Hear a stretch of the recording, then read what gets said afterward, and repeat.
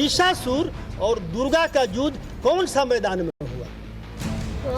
कौन सा मैदान में हुआ? ये कोई बताने का मतलब करेगा? ये काल्पनिक है। जानते हैं, अगर मैं मुसलमानों के कुरान पर कोई कमेंट कर दूं तो सर तन से जुदा हो जाएगा। यही कहा।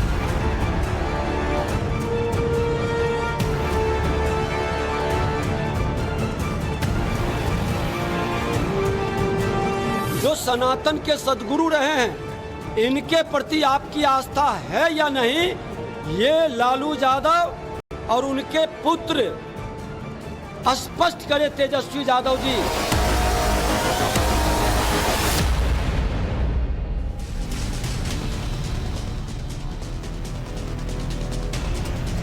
नमस्कार, टाइम्स नाउ नव भारत पर देश के सबसे पसंदीदा डिबेट शो राष्ट्रवाद में आपका स्वागत है। आपके साथ मैं हूं राकेश पांडे। राष्ट्रवाद यानी देश से बढ़कर कुछ नहीं। और जब बात राष्ट्र की तो सवाल की वोटों की चाहत में राष्ट्र के नेता कितना गिर जाएंगे। प्रभु राम के बाद मां दुर्गा को काल्पनिक बता दिया गया है। क्या यह सिर्फ चुनावी ट्रिक है या सनातन से चिढ़ है? बीजेपी 350 सीटों पर जीतने की बात कर रही है, लेकिन इसके बीच सनातन पर सीरियल अटैक से क्या विपक्ष बीजेपी को रोक पाएगा? क्या वो 2024 का चुनाव जीत पाएगा? सनातन धर्म को कोरोना कोड बताकर हिंदुत्व पर हमला पुरानी बात हो गई। हिंदुत्व पर नया अटैक हुआ है और यह अटैक है मां दुर्गा का नाम लेकर। प्रभु राम को काल्पनिक बताना भी पुरानी बात हो गई है। अब मां दुर्गा को काल्पनिक बता दिया गया है। बिहार के डेहरी से आरजेडी के विधायक हैं फतेह बहादुर। इन साहब ने मां दुर्गा के अस्तित्व को ही नकार दिया। उनके अस्तित्व को मनगढ़ंत कहानी बता दिया। सवाल पूछा है कि मां दुर्गा है तो ब्रिटिश हुकूमत से क्यों नहीं बचा पाई। इतना ही नहीं, नेता साहब ने यादवों को महिषासुर का वंशज बता दिया। यादव समाज का न्यायप्रिय राजा करार दिया। सुनिए। जैसे महाभारत का युद्ध जो है वो कुरुक्षेत्र में हुआ, वो मैदान का नाम वर्णित है, लेकिन महिषासुर और दुर्गा का युद्ध कौन सा मैदान में हुआ? कौन सा मैदान में हुआ? ये कोई बताने का मतलब करेगा? क्या दुर्गा जी की उत्पत्ति बने गलत तरीके से हुआ? ये काल्पनिक है भाई, तो बोल रहा हूँ, ये काल्पनिक है। तो मुट्ठी भर ब्रिटिश गवर्नमेंट जब भारत को गुलाम बनाया तो उस समय माँ दुर्गा ने क्या कर रही थी? 10 हाथ का औजार कहाँ था? और इस समय तो और औजार का आविष्कार हो चुका था। तो माँ दुर्गा ने ब्रिटिश गवर्नमेंट को संहार करने का काम क्यों नहीं किया? आप सोचिए, फतेह बहादुर निर्लज्जता से मां दुर्गा पर कमेंट कर रहे थे, टिप्पणी कर रहे थे, और उनके पीछे कुछ लोग उतनी ही निर्लज्जता से हाथ उठाकर तालियां बजा रहे थे। फतेह बहादुर ने मां दुर्गा के अस्तित्व को नकारा तो गिरिराज सिंह आग बबूला हो गए। गिरिराज सिंह ने दो टूक कह दिया कि हिम्मत नहीं है किसी में जो कभी कोई मुस्लिम धर्म के ग्रंथ पर या उनके देवताओं पर कोई कटाक्ष कर सके। ऐसा करेंगे तो सरतन से जुदा हो जाएगा। सुनिए। ये हमें एक तरह से ललकारने का काम सनातनियों को कर रहे हैं। इनमें हिम्मत नहीं है किसी में कि जो कभी कोई मुस्लिम धर्मों के कुरान के किताब पर या उनके देवताओं पर ये कोई कटाक्ष कर सके, क्योंकि ये लोग कमजोर आदमी हैं जो जानते हैं कि हिंदू में, सनातन में हमें इसका कोई रिएक्शन नहीं मिलेगा। वो जानते हैं, अगर मैं मुसलमानों के कुरान पर कोई कमेंट कर दूं तो सर तन से जुदा हो जाएगा। यही कारण। आरजेडी विधायक के बयान पर सफाई जेडीयू की ओर से आई, और सफाई भी ऐसी कि यकीन मानिए सुनकर आप हंस उठेंगे। नीरज कुमार ने कहा कि राज्य में हाल में हुए जाति सर्वे में कुछ लोगों ने अपना कोई धर्म नहीं बताया। हो सकता है फतेह बहादुर उन्हीं लोगों में से हैं। सुनिए। बिहार सरकार ने जाति आधारित गणना करवाई और उस जाति आधारित गणना में धर्म की भी गणना हुई। तो धर्म में 2146 राज्य के अंदर ऐसे व्यक्ति मिले जो 0.0016% हैं, जिन्होंने कहा कि मेरा कोई धर्म नहीं है। अब भाई कोई धर्म पर में आस्था रखने वाला व्यक्ति माँ दुर्गा के अस्तित्व को नकारे, यह तो उनका विषय हो सकता है, लेकिन धर्म में आस्था रखने वाला व्यक्ति तो नहीं नकारेगा। हो सकता है कि उन्होंने अपने धर्म के बारे में कहा होगा कि हमारा कोई धर्म ही नहीं है। आप सोचिए, कोई धर्म ही नहीं है, नास्तिक है, तो दूसरे के धर्म, दूसरे की आस्था का आप मजाक उड़ाएंगे क्या? आगे बढ़ने से पहले एक तस्वीर दिखाना आपको जरूरी है। आरजेडी के विधायक मां दुर्गा को काल्पनिक बता रहे हैं, मनगढ़ंत कहानी बता रहे हैं, यादवों को महिषासुर का वंशज बता रहे हैं, जबकि उन्हीं की पार्टी का मुखिया पूरा यादव परिवार नवरात्रि में मां दुर्गा की आराधना करते नजर आया। तस्वीरें आपके सामने हैं। मां दुर्गा के पंडाल तक तेजस्वी यादव पहुंचे, तेज प्रताप पहुंचे, उनकी मां राबड़ी देवी पहुंची, लेकिन उन्हीं की पार्टी के विधायक ये कह रहे हैं कि साहब मां दुर्गा काल्पनिक है। विपक्ष द्वारा सनातन पर सीरियल अटैक का नया चैप्टर आपने देखा। बिहार के शिक्षा मंत्री चंद्रशेखर से लेकर स्टालिन के सनातन को खत्म करने तक के बयान के बाद सवाल तो उठता है कि क्या विपक्ष सनातन पर हमला करके 2024 चुनाव जीतना चाहता है? वहीं दूसरी ओर बीजेपी ने 2024 चुनाव के लिए 350 सीटों पर जीत का प्लान तैयार किया है। प्लान क्या है वो आपको बताते हैं।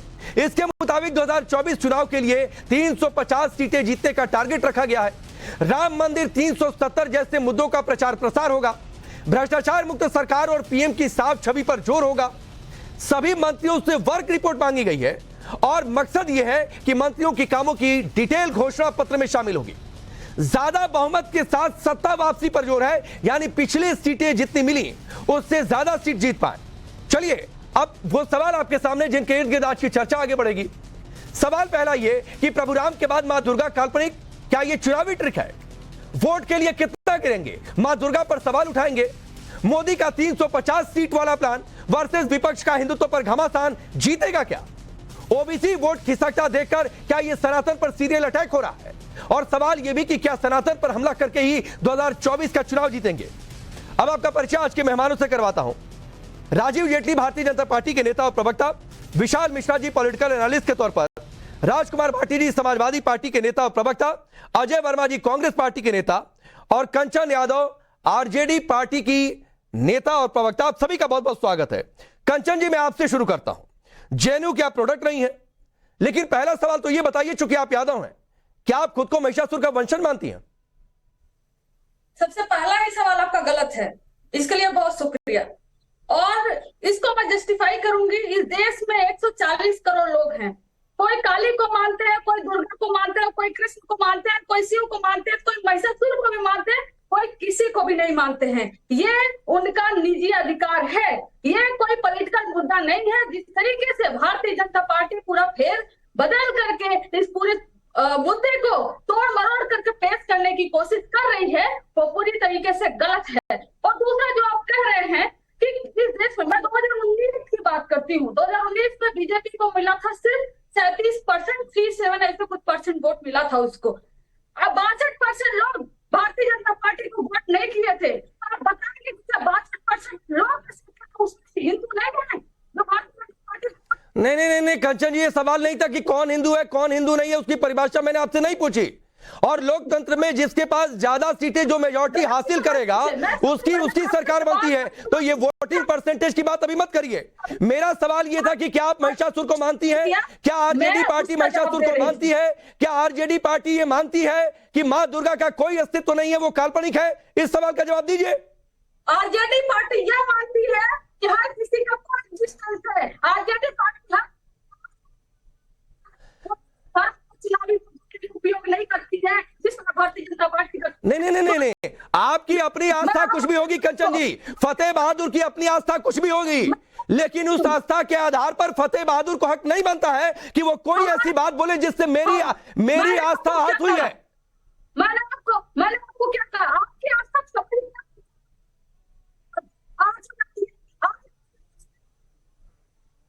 नहीं, कुछ आवाज में दिक्कत हो रही है। पीसीआर जरा चेक करिए कंचन यादव जी की आवाज में। राजीव जेटली फतेह बहादुर नहीं मानते होंगे मां दुर्गा को काल्पनिक मानते होंगे, लेकिन मैं मां दुर्गा को मानता हूं और मैं ये कह रहा हूं कि मेरी भावना आहत हुई है। मानते हैं आपकी भावना बहुत। बिल्कुल राकेश भाई, मैं तो भी सुन रहा था, मुझे लगा था कि शायद यादव कंचन जी, एक मिनट, मैं कंचन जी सुन लीजिए, आपकी आवाज रुक रुक के आ रही है, ठीक हो रही है, तब तक राजीव जी को बोलने दीजिए। नहीं राकेश भाई, मैं सोच रहा था शायद कि इनके प्रवक्ता आकर बैठेंगे और वो बोलेंगे कि हमारा जो विधायक है उसने बड़ी भद्दी टिप्पणी करी है, इस तरीके की टिप्पणी नहीं करनी चाहिए थी। लेकिन इस बात का अंदाजा नहीं था कि ये इनका जो शीर्ष नेतृत्व है ये उन्हीं के द्वारा बुलवाए गए शब्द हैं, जिसमें मां दुर्गा के ऊपर उंगली उठाई गई, उनके अस्तित्व के ऊपर उंगली उठाई गई, जिसमें पूरी तरह से जिसे कहा जा सकता है कि फिर से सनातन के ऊपर अटैक किया गया। और अगर ये बात कह रहे हैं कि हर किसी को आजादी है अपनी इस बात को कहने के लिए, तो ये आजादी केवल हिंदू धर्म तक सीमित क्यों रहती है? इसके पीछे की दो वजहें हो सकती हैं। एक वजह यह हो सकती है कि दूसरे धर्मों से इनको डर लगता है। दूसरी वजह यह हो सकती है कि अपने धर्म को गाली देके अपमानित करके ये किसी धर्म को खुश करने की कोशिश कर रहे हैं, और इन्हें लगता है कि उस धर्म को खुश करने के लिए, उनका वोट हासिल करने के लिए हमें हिंदू देवी देवताओं को गाली देनी ही पड़ेगी। और यही प्रचलन आप देखिए कि ये पूरा जो INDA अलायंस है, इसने हर क्षेत्र के अंदर, हर प्रदेश के अंदर किसी ना किसी रूप में हमारे भगवानों को, हमारे देवताओं को गाली देने का एक नया जिसे है चलन बना दिया है। और उस चलन के तहत आपस में ये गठबंधन के जो पार्टनर्स हैं, ये अंदर की मीटिंगों में खुश होते हैं कि मेरी गाली आपसे बड़ी थी, और दूसरे बताते हैं कि मेरी गाली आपसे बड़ी थी। मैं भगवान राम को किस तरीके से बताता हूं, मैं दुर्गा को किस तरीके से बताता हूं। तो ये एक तरीके की ना, आप जिसे कहते हैं कंपटीशन शुरू हो गया इनके बीच में। ठीक। और इन्हें लगता है कि हिंदू जो धर्म है, जैसा बिहार में आपने देखा, हिंदू जो धर्म है उसका बंटवारा पहले कर दिया जाए। उसका बंटवारे करने के लिए बकायदा प्रेस कॉन्फ्रेंस करके आंकड़े रखे जाते हैं कि हिंदुओं को कैसे बांटा जाए, और दूसरी तरफ एक पूरे धर्म को अपनी तरफ आकर्षित करने के लिए उन बटे हुए हिंदुओं के देवी देवताओं को भी गाली निकाली जाए। तो आप सोचिए हमारे देश के अंदर किस तरीके की परंपरा कायम हो गई है इन राजनीतिक पार्टियों में कि अब वोट की खातिर बहुसंख्यकों को पहले बांटा जा रहा है, बाद में उनके देवी देवता और उनकी आस्था पर चोट पहुंचाई जा रही है। और इसके पीछे की केवल और केवल एक ही वजह, दूसरी कोई वजह नहीं है। ठीक है, मैं आ रहा हूं राजीव जी। राजकुमार भाटी जी, जिस वोट बैंक पर आरजेडी दावा करती है, उसी वोट बैंक पर आपकी पार्टी भी दावा करती है। इस्लाम के वहां भी पार्टी के मुखिया यादव परिवार, यहां भी पार्टी का मुखिया यादव परिवार। मैं बीजेपी की क्या रणनीति है उस पर बातचीत करूंगा, लेकिन उससे पहले चूंकि राजकुमार भाटी जी एक ही तरीके का वोट बैंक, तो क्या यादव परिवार यहां पर मानता है खुद को महिषासुर का वंशज, या फिर अखिलेश यादव अगली मीटिंग में पूछने वाले हैं तेजस्वी यादव से कि भाई आपके नेता ऐसा बोल रहे हैं, आप तो दुर्गा पंडाल में होकर आते हैं, लोग हमसे भी सवाल पूछ रहे हैं उसी बहाने।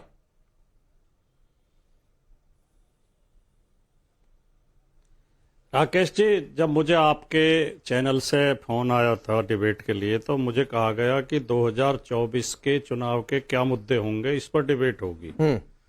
मुझे पता होता महिषासुर पे और दुर्गा पे डिबेट होती तो मैं बिल्कुल हाथ जोड़ लेता, क्योंकि मैं इस विषय का विशेषज्ञ नहीं हूं। मुझे ना दुर्गा के बारे में ना महिषासुर के बारे में कोई ज्ञान नहीं है। इस तरह की जब डिबेट आप कराया करें तो धर्म गुरुओं को बैठाया करें, धार्मिक जानकारों को बैठाया गए। हम राजनीतिक कार्यकर्ता हैं, हम राजनीतिक मुद्दे पर चर्चा कर सकते हैं, धार्मिक मुद्दों पर हमारी सीमा से बाहर है। ठीक है भाटी जी, इतने ज्ञानी नहीं है। ठीक है, मैं आपकी बात मान लिया सर। 2024 चुनाव पर भी चर्चा, दूसरा, हाँ ठीक है, मैं इस चीज को क्लियर कर देता हूं। अगर आप उस पर नहीं बोलना चाहते तो आप बोल दीजिए कि मैं नहीं बोलूंगा, लेकिन सर वैसी कंडीशन में अपनी पार्टी के नेताओं को भी समझाइए कि ना पूछे। नहीं, मुझे जानकारी नहीं है, मैं सवाल नहीं करता। स्वामी प्रसाद मौर्य न जाने क्या क्या बोल चुके हैं। आपकी नहीं इच्छा है, मत बोलिए सर, आप 2024 पर बोल लीजिए, मैं बिल्कुल बातें नहीं करूंगा।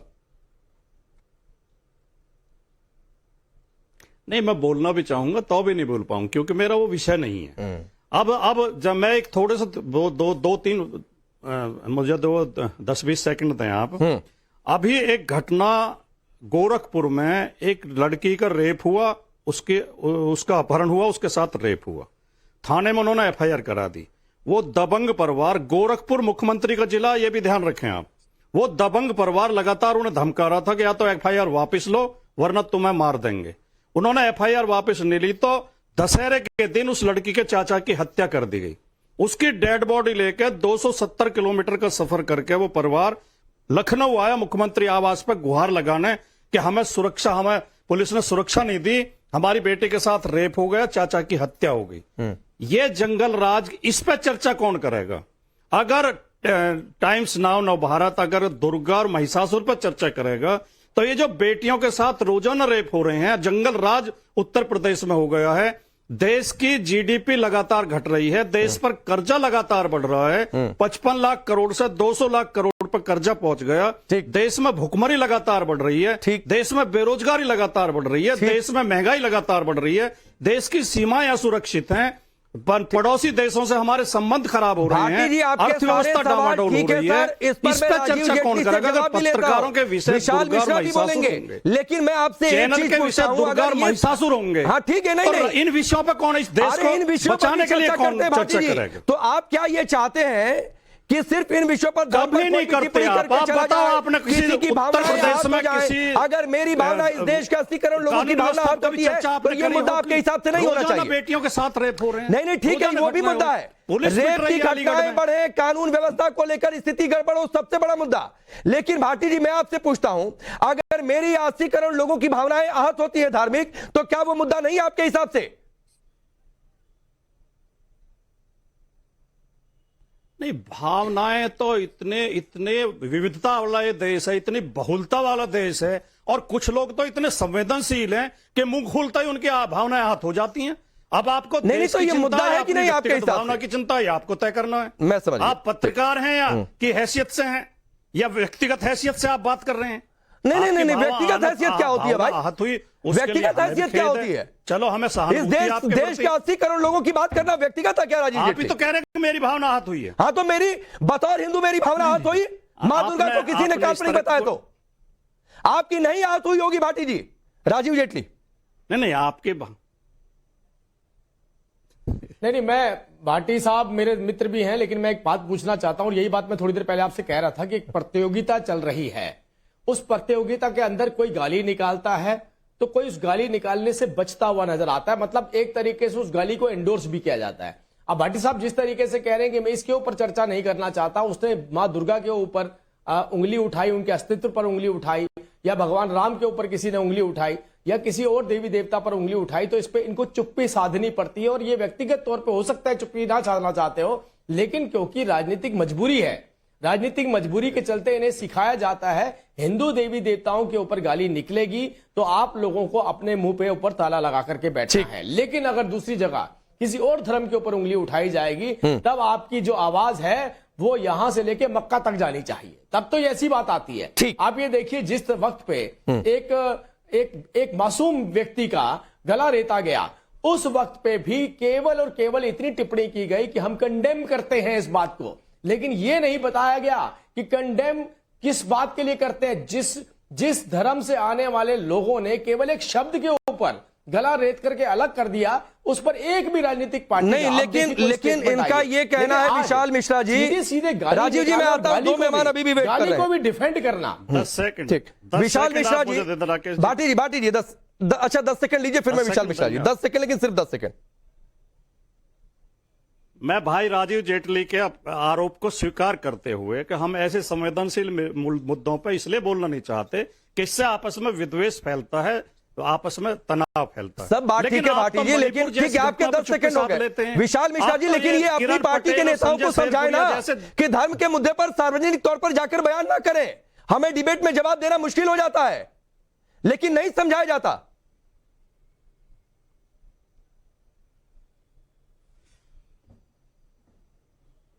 मानसिकता की दौड़ चल पड़ी है कि जब देखिए तब सिर्फ और सिर्फ हिंदू समाज, हिंदू धर्म, सनातन हिंदुत्व पर जब देखिए तब मतलब एक ये कौन सी परंपरा है कि ये जो है टिप्पणी करने का एक रेस सा शुरू हो गया है।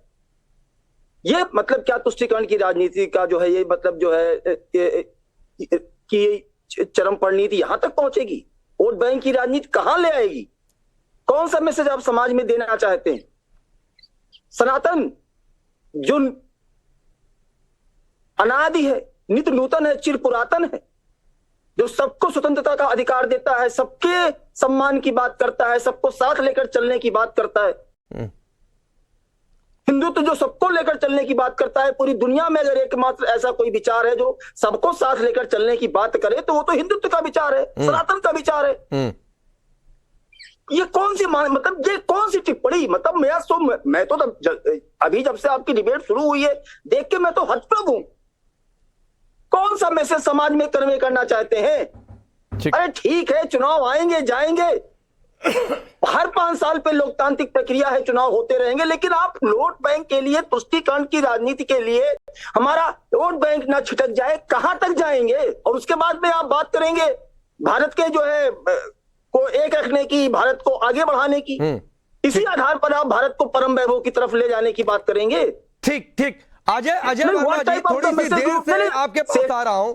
दो चीजें हैं बीजेपी का जी, जल्दी पूरा करिए। 10 सेकेंड आप नहीं, अब आप देखिए ना, आज जब प्रभु श्री राम जी का मंदिर 22 जनवरी को प्राण प्रतिष्ठा होने जा रही है, मर्यादा पुरुषोत्तम प्रभु श्री राम की,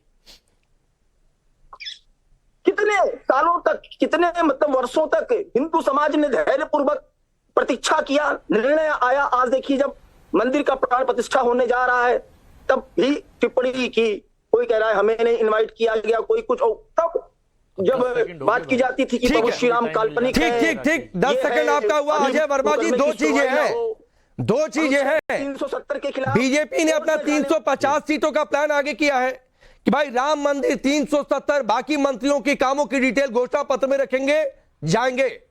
गठबंधन क्या करेगा? सनातन पर किसने क्या क्या हमला बोला, इसके आधार पर चुनाव में जाएंगे क्या? देखिए राकेश जी, ये हिंदुस्तान विविधता में एकता का देश है। यहाँ हिंदू, मुस्लिम, सिख, ईसाई, बौद्ध, पारसी, सबको भारत का संविधान freedom of speech, freedom of voice और फ्रीडम ऑफ लिविंग देता है। अब कोई अपना एजेंडा चला ले, अपना पाठ्यक्रम बना ले। पहले पाठ्यक्रम बनाया था भाजपा सरकार के नेताओं ने कि हिंदुत्व खतरे में, हिंदू खतरे में। जब वो फेल हो गया, लोग समझ चुके कि ये इनका एजेंडा है, नवीन पाठ्यक्रम है भाजपा का, अब सनातन खतरे में है, अब चुनाव के बाद फिर और कुछ खतरे में आ जाएगा। देखिए, भावनाएं किसी की आहत नहीं होनी चाहिए।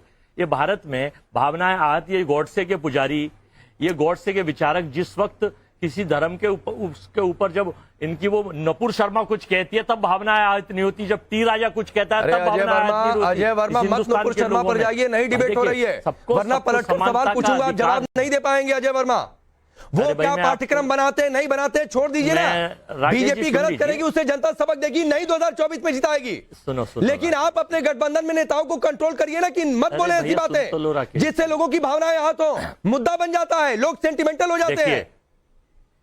हमारे गठबंधन का ना ये एजेंडा है, ना नफरत फैलाने का काम है, ना हमारा मुद्दों से भटकने का काम है। हम लोग केवल इस देश के हित की बात करते हैं, व्यापार के हित की बात करते हैं, महिलाओं के हित की बात करते हैं, देश के नागरिकों के हित की बात करते हैं, और भारत में एकता, अखंडता स्थापित हो, इसके ऊपर बात करते हैं। ये एजेंटिस्ट लोग हैं, ये प्रोपोगेंडिस्ट हैं, इनका काम है कि देश में प्रोपोगेंडा फैलाइए। आखिरी का समय है, जीतने के आप लोगों को क्या लगता है, या फिर फतेह बहादुर को क्या लगता है कि मां दुर्गा को काल्पनिक बता देंगे, महिषासुर का महिमा मंडन कर देंगे तो यादव खुश हो जाएंगे क्या?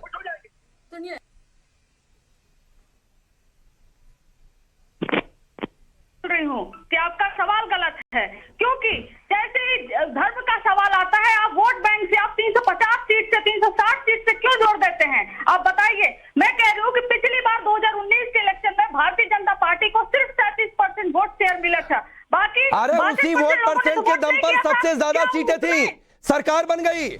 आप 20% वोट पर जाइए, सीट हासिल कर लीजिए, सरकार बना लीजिए। ये बात होती है क्या? लोकतंत्र सीटों के आधार पर किसको कितनी सीटें मिली चलता है। चलिए, बहुत बहुत शुक्रिया, बहुत बहुत शुक्रिया आप सबका हमसे जुड़ने के लिए। वक्त इतना ही है, रुकेंगे ब्रेक के लिए।